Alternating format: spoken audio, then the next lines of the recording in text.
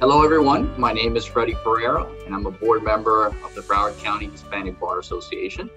I have the pleasure of interviewing the Honorable Judge Ruiz, as he was selected as our Judge of the Month for November 2021. And I hope you enjoy this interview. Uh, Judge Ruiz, how are you? I'm doing great, Freddie. Thanks so much for having me. It's a pleasure to speak to the members and be a part of this kind of highlight series month to month. So thanks again for the invitation. No, thank you. We know you're incredibly busy, especially we know that the dockets have been pretty backed up due to COVID. Everyone is scrambling. So thank you very much. Um, so we'll get right into it, Judge Ruiz. I wonder if you can tell, our membership and viewers of this video just a little bit about your background and your upbringing. Sure. So I am the firstborn son of Cuban refugees. Both my mother and my father fled Cuba at different immigration waves. My father was one of the children who came over in Operation Pedro Pan or Peter Pan.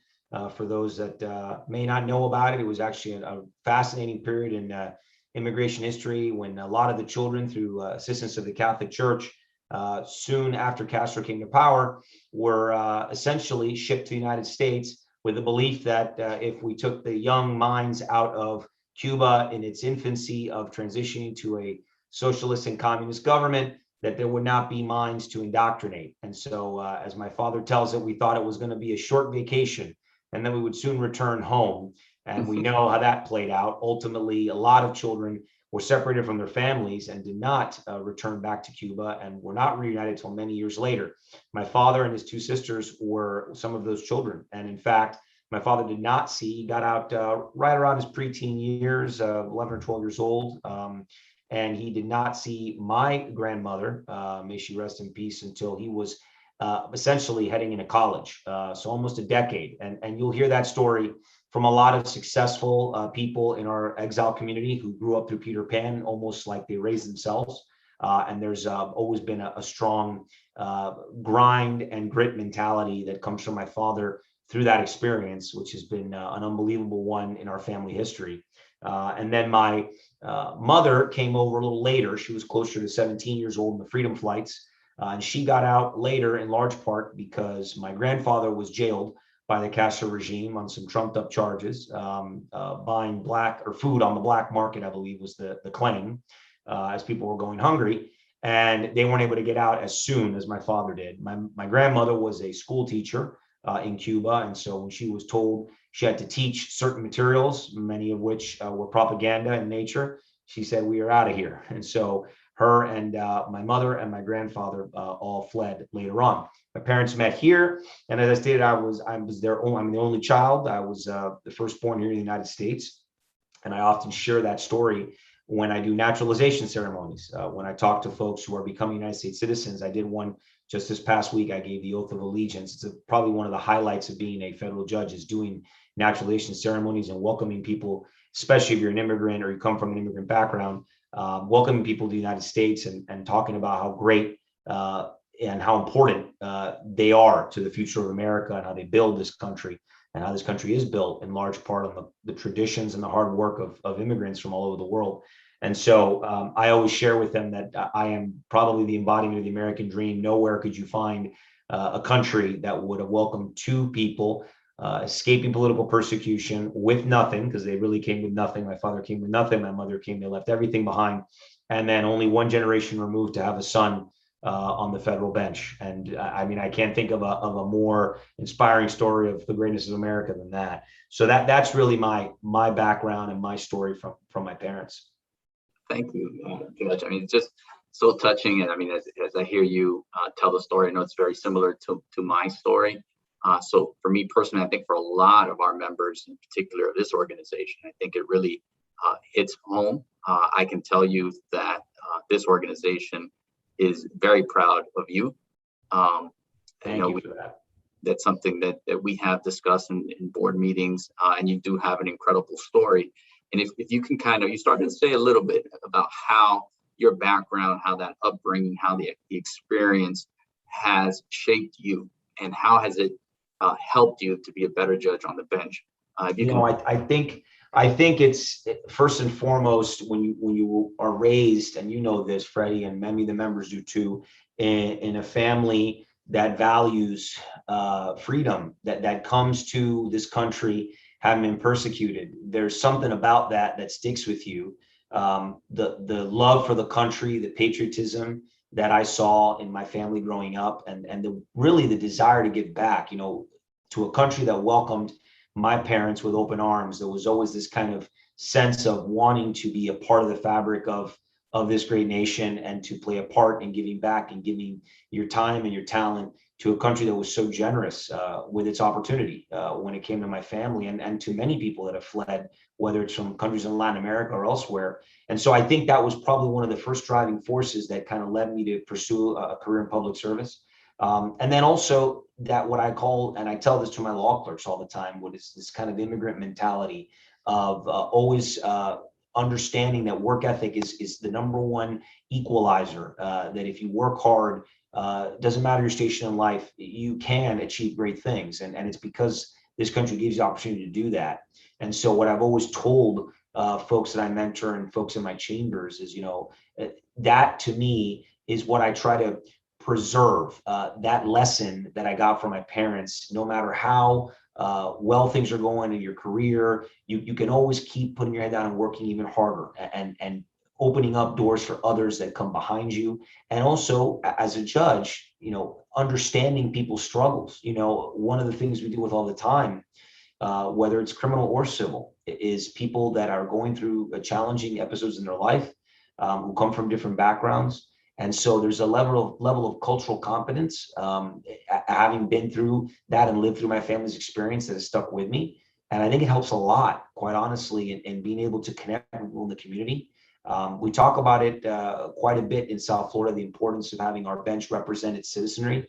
And I think that this is an example of that, of growing up and knowing what it is like to be the son of kind of an immigrant family, and what the challenges are, both culturally and assimilating and keeping your culture, and understanding that what's going to be demanded of you is going to be even harder work than perhaps another generation that has already been here before. And so there's a little bit of that. And I talk about that a lot with my wife and my family. How do we bottle the essence of that grit and that grind that was really the bread and butter of where my parents came from, and how they got to where they needed to get to give me opportunity? How do we pass that on in a second generation that has been born here and is comfortable here, and now has parents that are kind of completely embedded in the American way of life? How do we keep the immigrant mindset, is really what I call it. And so to me, I think that's probably where my Hispanic roots have helped me the most on the bench, is that kind of, it's really a hustle factor. It's just understanding we have all these huge dockets, people are depending on you. And really that was my father and my mother's biggest lesson to me throughout my career, was, to get here, it's going to take the most hard work you ever imagined, and then some. And they were the models for that. And that's what I try to impart upon people that I speak with, who are starting out in the profession, is they want to get to where they want to go. The first thing is going to be having that dedication and hard work. That's excellent. And I mean, the reality is, as a federal judge, you see folks from all walks of life, all types of economics, social status.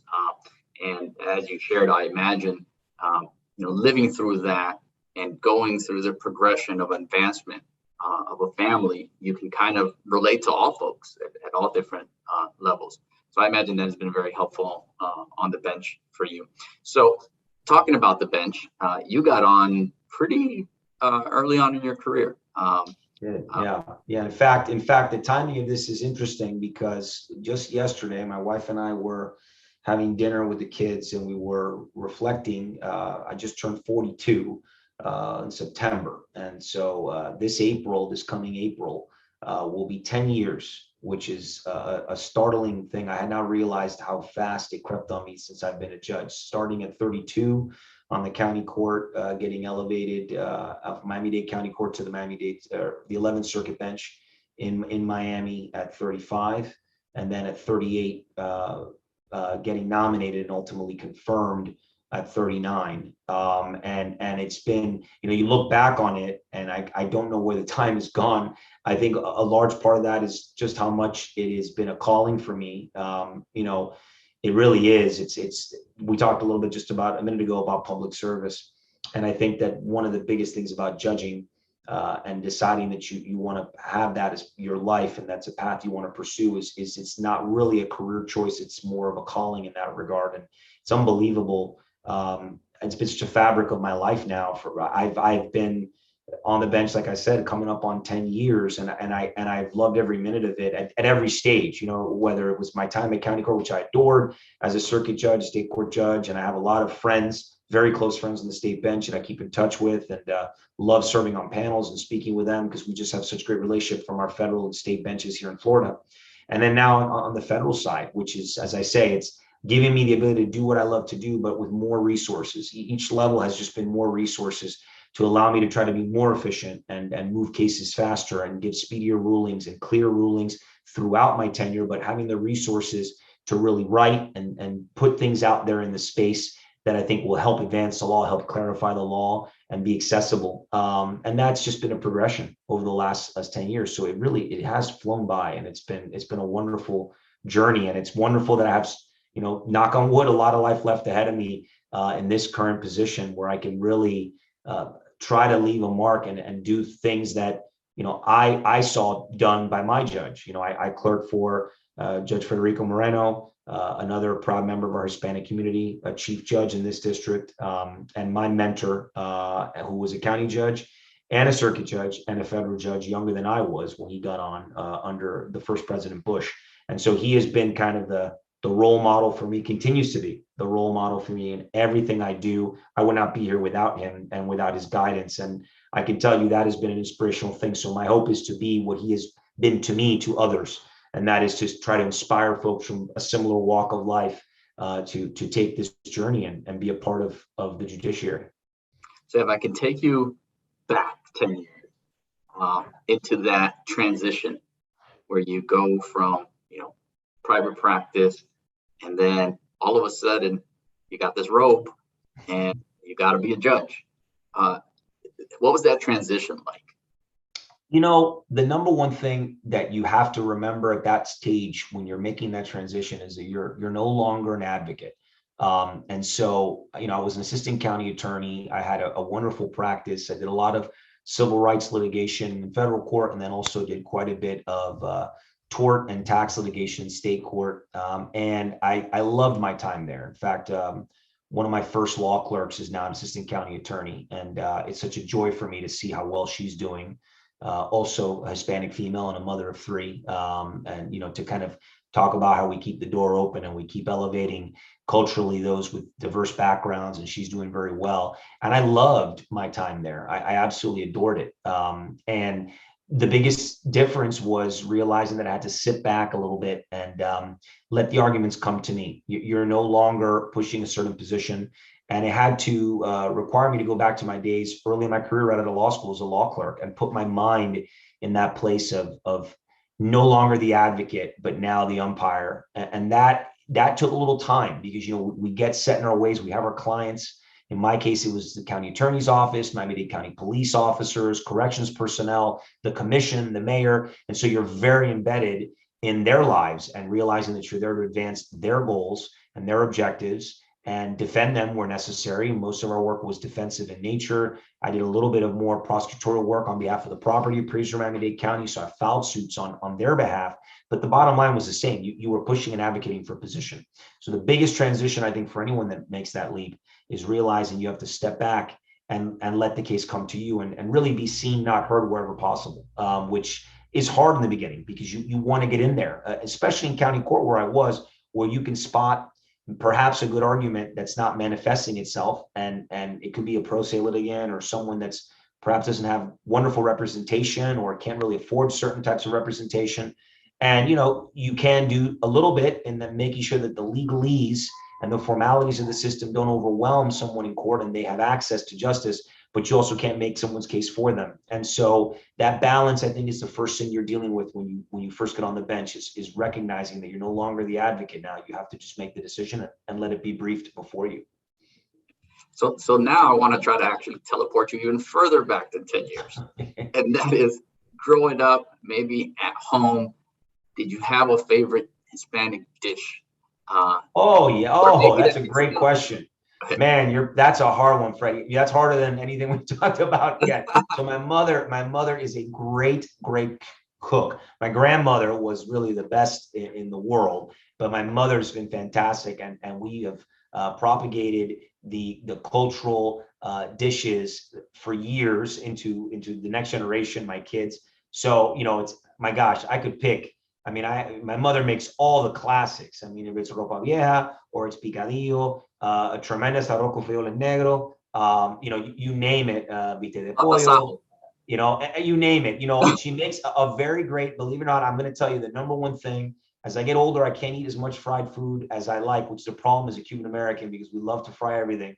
But vaca frita is probably, for those that are watching that have no idea, because it sounds, if you directly put it in your Google Translate, it's fried cow. So let me make everybody feel better. It is basically shredded meat fried with a little white rice, a little black beans, and some plantains. Is probably a comfort dish if there ever was one for me. And she will occasionally make it at my request because, again, it's a little heavy, but I absolutely adore it. My wife Jennifer adores it, and the kids like it. So that's probably got to be my number one. But I can tell you, it's hard because her picadillo is pretty darn good too, and I'm a big fan. So this is like, 1A, 1B for me. It's a tough pick, but I'm a big proponent of Latin food and Cuban cuisine in particular. Well, over the last 10 years or so, maybe it helps, and I'm sure now they have chicken vaca frita. They Which do. I've had it. new one. Pollo vaca frita, right? Shredded chicken. It's Yeah, actually great. It's yeah. not. It's never going to be the as good as the meat, but let me tell you, it is a little lighter. And you're absolutely right, Freddie. It's actually a pretty darn good dish, and I've had that, and I even had it. Even Staples, like a Versailles or one of these places, will make it now, and it's excellent. So that's a great suggestion. I probably should do more of that, and it might help me out a little bit, so it's not so heavy every time I eat it. It's that mojo. It's magical. It's a You pour more that on almost right. anything, and it's going to be excellent. That's right. That's right. So the last question, which is, if you could just share something that maybe the average person doesn't know about you. A lot of us know about, how quickly you got on the bench, how successful you have been, but maybe something that, we can't look up on Google. That's a great question.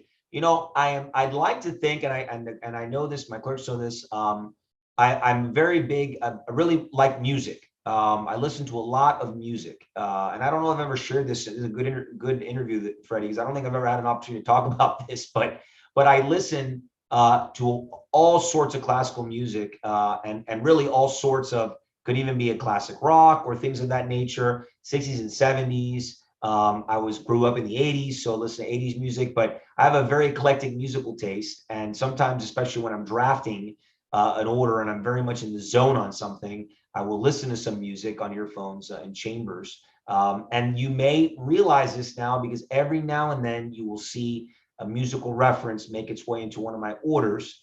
And so if I quote the Rolling Stones or I quote something to that effect, now you know a little bit where it comes from. If I have a Dylan quote in there or something like that, makes its way into it. I really, and we always talk about finding an entry point for the reader and making things readable and understanding the moment. Of course, not every order is meant to have something that is a reference to pop culture, but every now and then you'll see it sprinkled through certain pieces of writing that I've done. And that's in large part because I am a very big music lover, and we enjoy doing music trivia and chambers with the clerks. And so that's something that I don't think I really share a lot, but it is, I have my Spotify subscription, and now I drive. I have my commute from Miami to Fort Lauderdale every day when I come to court. So I tried podcasts. I've been recommended all sorts of good podcasts, and we have some audio books, and I do that too. But nothing beats just listening to music on the way in and kind of relaxing your mind a little bit and recharging as you head into court. So that's something that I don't think I've really shared much, but it is, I do really enjoy music a lot. And I will say that probably came going back full circle. My mother was still is a great piano player and played in the conservatory in Cuba when she was young. So I grew up around a very musical family. Although my wife will tell you I can't dance worth a lick, and she's right, which is an embarrassing thing for a son of Cuban parents. She's a great dancer, but at least my musical tastes are on par. So if I put on some Celia Cruz in the house, everyone is happy that we're keeping the culture alive. I got it. I'm gonna have to be on the lookout and keep a scorecard in terms of who has more musical references. You or Judge Goodman? Goodman, I was gonna say, yeah, I'm gonna lose. Goodman's gonna win. Goodman is the king. He really is. But it's funny you say that, because early on when I joined the federal bench, I talked to him about that, and he occasionally will share a playlist with me because he's so good at curating them and has such a great eclectic taste. Also, he'll send me a list of blues music or something that he's carefully selected. He has got an unbelievable musical taste. So in terms of working in independence, I'm never going to be as good as John. Judge Goodman is the best. But I will sprinkle them in every now and then if the moment strikes me, for sure. Got it. Well, Judge, just thank you very much for your time. This has been excellent. I think our members are going to absolutely love this interview. Great. I'm so happy. You guys do a lot of important work. And I've said this before, as someone who spent more than the first half of their judicial career in the Miami area, right? So really I was a county judge in Miami Beach, and then I was in circuit court there in the Dade County courthouse. One of the joys for me has been that even though initially, people wondered, well, you're a Miami guy, but you're going to sit in Fort Lauderdale, our district is so big. But I've always said one of the best things about my duty station being Fort Lauderdale thus far in my federal career has been the ability to interact with folks like you and all the organizations that I wouldn't see as frequently if I was sitting in Miami. And so I've welcomed kind of being an adopted Hispanic son of Broward here for the last few years. It's been really nice. It's been really neat. And it's just given me a chance to interact with you all. And I hope to keep doing that, especially as we start coming out of the pandemic and we do more and more things together. It's important. And I will leave you with this as we share, we've come a long way as a state, as a district in particular. But, we have a long way to go. When you think about it, of the 5 appointments that were made in the last administration, it was great to see that myself, Judge Altman, who's a Venezuelan, Judge Cannon, who's also Cuban American. So, I think we have a lot to be proud of, not to mention that we had such great diversity in Judge Singal as an Asian American and Judge Smith as an African American. So we've done a great job, I think, in diversifying our district. It represents an important part of the country from Fort Pierce to the Keys. And in particular, I think we should be very excited that we have young Hispanic jurists on our district for many years to come, to kind of be that next wave after the Morenos and the Altanagas and the Martinezes and who's now on the 11th Circuit, Burt Jordan. So I think we're heading in a great direction, and I hope the membership feels that way and is excited about the future of the Southern District. We do. We know the future is bright, and we look forward to it. Thank you again. God bless. Thank you, Freddie. God bless. Have a great rest of your day. Thank you very much.